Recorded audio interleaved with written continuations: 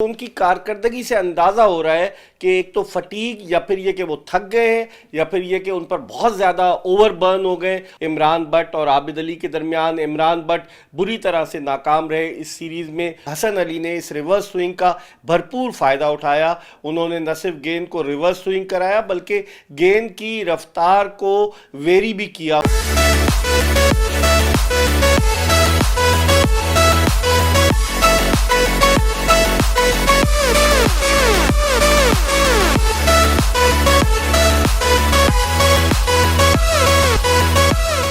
बिस्मिल्लाहिर्रहमानिर्रहीम। अपने YouTube channel MIB sports पर मैं हूं मिर्ज़ा इकबाल बेग और अपने तमाम देखने वालों को अस्सलाम वालेकुम। पाकिस्तान और जनूबी अफ्रीका की क्रिकेट टीमों के दरमियान रावलपिंडी क्रिकेट स्टेडियम रावलपिंडी में खेला जाने वाला दूसरा क्रिकेट टेस्ट मैच आज तीसरे दिन के खेल के बाद बड़े दिलचस्प मरहले में दाखिल हो चुका है।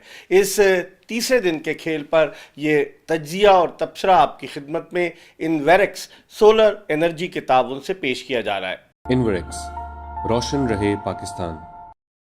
आज जब पाकिस्तान और जनूबी अफ्रीका की क्रिकेट टीमों के दरमियान तीसरे दिन के खेल का आगाज़ हुआ तो तवक्को की जा रही थी कि जिस तरीके से क्विंटन डिकॉक जो उनके कप्तान हैं, जिन्होंने कल दूसरे दिन बड़ी ज़बरदस्त जारहाना बैटिंग का मुजाहरा किया और वो जो कहते हैं ना कि attack is the best defence, उसी पर वो अमल पैरा हुए, तो ऐसा लग रहा था कि शायद वो आज अपनी टीम की कश्ती को पार लगाने में कामयाब हो सकेंगे।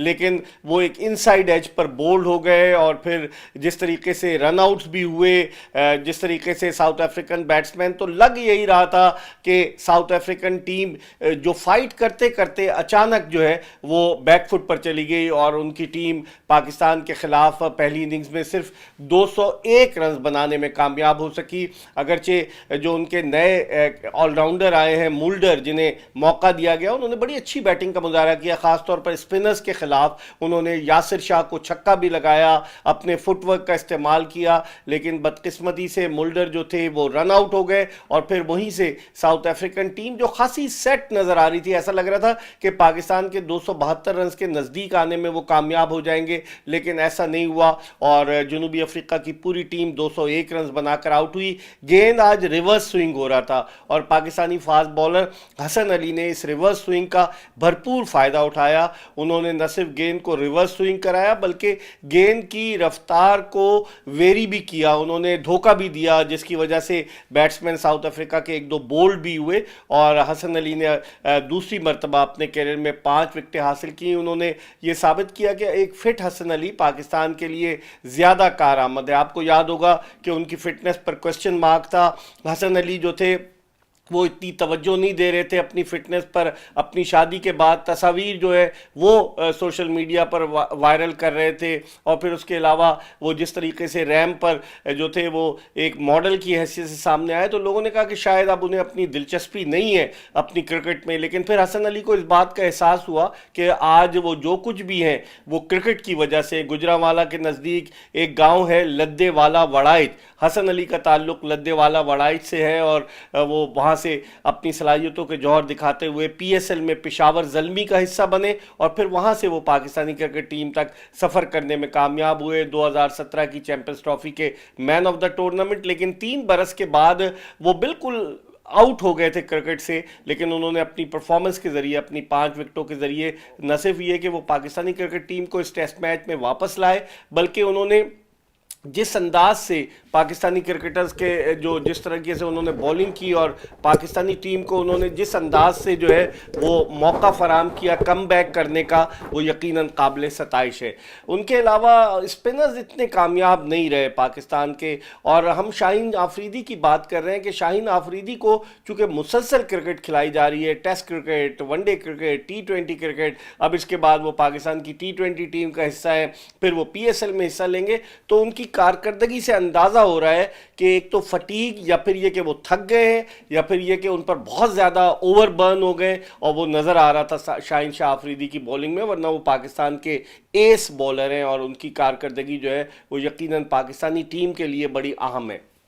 अगर हम बात करें रावलपिंडी टेस्ट की विकेट की, तो रावलपिंडी की विकेट में थोड़ा सा वेरिएबल बाउंस है, बाज गेंदें नीचे भी रह रही हैं। जिस तरह कल आपने दूसरे दिन देखा वैन डूसन जो थे वो हसन अली की एक ऐसी गेंद पर बोल्ड हुए जो बिल्कुल नीचे रही। तो अगर इन तमाम चीज़ों को जहन में रखा जाए, जनूबी अफ्रीका की टीम को जो है वो चौथी इनिंग्स खेलनी है। अभी मजमूई बरतरी पाकिस्तान की जनूबी अफ्रीका के खिलाफ 200 रन की हो गई है, और अगर कल पाकिस्तान चौथे दिन 40-50 रन का मजीद इजाफा करता है, अभी पाकिस्तान की 4 विकेटें बाकी हैं, एक रिकग्नाइज्ड बैट्समैन मोहम्मद रिजवान की सूरत में क्रीज पर मौजूद है। तो अगर पाकिस्तान जो है वो 40-50 रन का और इजाफा करता है तो फिर 250 रन का टारगेट जनूबी अफ्रीकन टीम के लिए खासा मुश्किल होगा, इस वजह से कि जिस तरह से उन्होंने इस टेस्ट सीरीज़ की तीनों इनिंग्स में बैटिंग की है, कहीं से भी नहीं लगा कि डोमिनेट कर रही है साउथ अफ्रीकन टीम। पैचेस में उनकी परफॉर्मेंस रही है, तो यकीनन एक बड़ा चैलेंजिंग टास्क होगा उनके लिए। लेकिन अगर कल साउथ अफ्रीका पाकिस्तान की बकिया 4 विकेटें जल्द हासिल कर लेता है और उसे 220-230 रन का टारगेट मिलता है तो बड़ा दिलचस्प मुकाबला होगा। अगर आप बात करें पाकिस्तानी क्रिकेट टीम की बैटिंग की, तो पाकिस्तान की जो टॉप ऑर्डर है पाकिस्तान का वो एक मरतबा फिर नाकाम रहा। पाकिस्तानी ओपनर्स नाकाम रहे। मैं पहले भी अपने वीलॉग में बता चुका हूं कि 2016 से लेकर अब तक 5 साल के अरसे में पाकिस्तान ने 14 ओपनिंग पेयर्स आजमाए हैं। ये 14वां ओपनिंग पेयर था। कराची टेस्ट की पहली इनिंग्स में 5, दूसरी इनिंग्स में 21, रावलपिंडी टेस्ट की पहली इनिंग्स में 22 और दूसरी इनिंग्स में 0 की ओपनिंग पार्टनरशिप हुई। इमरान भट्ट और आबिद अली के दरमियान इमरान भट्ट बुरी तरह से नाकाम रहे इस सीरीज में, और यही हाल आबिद अली का रहा। आबिद अली जो बड़े धमाकाखेज अंदाज से इंटरनेशनल क्रिकेट में आए थे, वो भी अपनी कारकर्दगी के तसलसल को बरकरार रखने में कामयाब नहीं हो सके। उन्होंने डेब्यू पे सेंचुरी स्कोर की, वनडे डेब्यू पे, फिर टेस्ट डेब्यू पे सेंचुरी स्कोर की, लेकिन फिर उसके बाद वो उस अंदाज से बैटिंग का मुजाहरा नहीं कर सके जिसकी उनसे तवक्को की जा रही है। हालांकि वो एक तवील अरसे तक डोमेस्टिक सीजन खेल कर आए, और यही हाल था इमरान भट्ट का, जिन्होंने डोमेस्टिक में बड़े रन स्कोर किए। सवाल ये पैदा होता है कि पाकिस्तान क्रिकेट बोर्ड ने शान मसूद पे इन्वेस्ट किया। समी असलम 2016 के इंग्लैंड के दौरे में बड़े बेहतरीन ओपनर की हैसियत से सामने आए, लेकिन फिर उनको बिल्कुल नज़रअंदाज कर दिया गया, जिसकी वजह से वो इन दिनों अमेरिका चले गए हैं। शान मसूद पे इतना इन्वेस्ट किया, 4-5 साल वो खेलते रहे, और फिर उसके बाद उन्हें यकसर बुला दिया गया। ये नहीं कि उनको बुलाया जाता, हाई परफॉर्मेंस सेंटर में उनकी तकनीकी खामियों को दूर किया जाता। मोहम्मद यूसुफ जैसा बैट्समैन जो है वो वहाँ मौजूद है। फिर इसी तरीके से असद शफीक कहाँ चले गए। असद शफीक जिन्होंने on the trot 72 test matches खेले थे, उनको भी भुला दिया गया है। तो बहुत सारी चीज़ें ऐसी हैं कि जो पाकिस्तान क्रिकेट बोर्ड को अपनी प्लानिंग में रखनी चाहिए। पाकिस्तान की बैटिंग जो है वो दर्द सर बनती जा रही है। हारिस सोहेल कभी रन्स करते हैं, कभी दौरे पर नहीं जाते, कभी नाकाम हो जाते, टीम से बाहर हो जाते। तो आपके पास मिडिल ऑर्डर में बैकअप टैलेंट क्या है, ये वो सवाल है जो पाकिस्तान क्रिकेट बोर्ड से यकीनन पूछा जा सकता है। शायद तजर्बात बहुत किए हैं एहसान मानी के चेयरमैन बनने के बाद क्रिकेट बोर्ड ने। आप देखें कि जब एहसान मानी साहब पाकिस्तान क्रिकेट बोर्ड के चेयरमैन बने, अब तो उन्हें 3 साल हो जाएंगे, और अगस्त 2018 में उन्होंने पाकिस्तान क्रिकेट बोर्ड के चेयरमैन का ओहदा संभाला। लेकिन तब्दीलियां और बहुत सारे तजर्बात पाकिस्तान क्रिकेट को ले डूबे।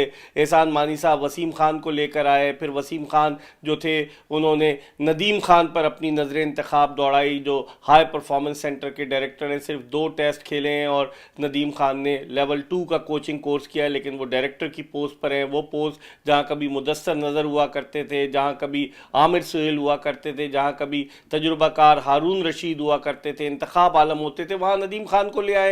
कोचेज भी हम बैरून मुल्क से ले आए, लेकिन उसके बावजूद बहुत सारे मसाइल हैं जो हल होने का नाम नहीं ले रहे। पाकिस्तान क्रिकेट बोर्ड को इस जानिब तवज्जो देनी होगी। अब अगर हम रावलपिंडी टेस्ट की बात करें तो अभी पाकिस्तान की 4 विकेटें बाकी हैं। पाकिस्तान की मजमूई बरतरी 200 रन की है। जिस तरीके से बैटिंग कर रहे थे फ़हीम अशरफ, हालांकि एक वक्त था कि 70 से ज़्यादा रन्स पर पाकिस्तान की 5 विकेटें गिर गई थी, लेकिन फिर फ़हीम अशरफ ने अपनी जारहाना बैटिंग से मुश्किल सूरत हाल से निकालने की कोशिश की। तो अब लग यही रहा है कि मोहम्मद रिजवान पर डिपेंड करेगा कल चौथे दिन का खेल कि वो किस तरह से परफॉर्म करते हैं। आप देखें ना, George Linde south African left arm spinner, वो 3 विकेटें लेने में कामयाब हुए हैं। उनके अलावा कैशिफ महाराज ने 2 खिलाड़ियों को आउट किया है, और बाबर आजम भी आउट हो चुके हैं, 8 रन बनाकर वो आउट हुए। फिर उसके अलावा फवाद आलम भी सिर्फ 12 रन बना सके। अजहर अली ने अगरचे 33 रन बनाए, लेकिन लम्हे फिक्रिया है हमारे बैट्समैन आखिर क्यों तवील इनिंग्स नहीं खेल पाते। और जिस तरह से होम पिचेस हैं, ये तो पाकिस्तान की विकटें, अगर इन विकटों पर हमारा टॉप ऑर्डर नाकाम हो रहा है तो फिर आपने बाहर तो नताइज देख ही लिए, ऑस्ट्रेलिया में आपने देख लिया, फिर उसके अलावा आपने इंग्लैंड और न्यूजीलैंड में देख लिया। तो कल का दिन बड़ा इंपॉर्टेंट है पाकिस्तानी टीम के नुक्ता निगाह से, साउथ अफ्रीकन टीम के नुक्ता निगाह से। साउथ अफ्रीका का अब स्टेक पर कुछ नहीं होगा, उनकी कोशिश होगी कि जो उन्हें टारगेट मिले उस टारगेट को अचीव करें, लेकिन रावलपिंडी क्रिकेट स्टेडियम की इस पिच पर क्या चौथी इनिंग्स में वो इस टारगेट को अचीव कर पाएंगे या नहीं। तारीख ये बताती है कि गुज़िश्ता 10 जो टेस्ट मैचेस यहाँ रावलपिंडी क्रिकेट स्टेडियम में खेले गए हैं, उन 10 टेस्ट मैचेस में पहली टॉस जीतकर पहले बैटिंग करने वाली टीम सिर्फ एक मरतबा कामयाब हुई है। पाकिस्तान था ये जिसने 1993 में जिम्बाब्वे को हराया, और इसके अलावा कोई टीम जिसने टॉस जीतकर अगर पहले बैटिंग की है तो वो कामयाबी से 2-4 नहीं हुई है। बाद में जो टॉस जीतकर बैटिंग करने वाली टीमें जो है वो कामयाबी से 2-4 हुई हैं। तो अब देखते हैं क्या होता है, लेकिन बड़ी दिलचस्प सूरत हाल है। कल यकीनन इस हवाले से आपको अपडेट करेंगे, आपको बताएंगे कि क्या हो रहा है। कल के खेल पर सबकी नज़र है। बाद लोग कहते हैं कल चौथे दिन खेल खत्म हो जाएगा, बाद लोग कहते हैं कि साउथ अफ्रीका टफ टाइम देगा। क्रिकेट गैर यकीनी इत्तेफाकात का खेल है। अब देखते हैं कि कल पाकिस्तान किस तरह से परफॉर्म करता है और साउथ अफ्रीकन बैट्समैन किस तरह से बैटिंग करते हैं। ये तज्जिया और तबसरा आपकी खिदमत में इनवेरेक्स सोलर एनर्जी के ताउन से पेश किया गया। इनवेरेक्स, रोशन रहे पाकिस्तान।